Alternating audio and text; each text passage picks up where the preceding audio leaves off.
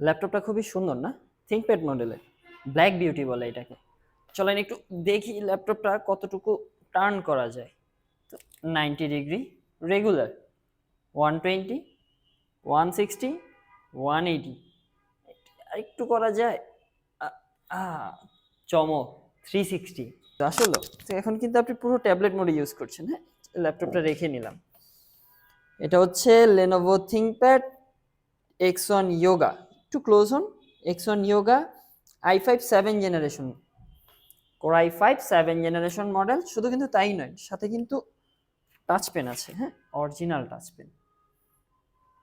ল্যাপটপটি আপনি চাইলে ল্যাপটপ মোডে ইউজ করতে পারেন কিংবা ট্যাবলেট মোডে ইউজ করতে পারেন। যারা গ্রাফিক্স ডিজাইন অটোক্যাডের কাজ করেন তাদের জন্য বেস্ট হবে ডিভাইসটি, বাজেটের মধ্যে কিন্তু। হ্যাঁ, Intel core i5 7 generation processor, RAM হিসেবে থাকছে 16 জিবি DDR4 র্যাম, এসএসডি হিসেবে পেয়ে যাচ্ছেন 256 জিবি NVMe এসএসডি।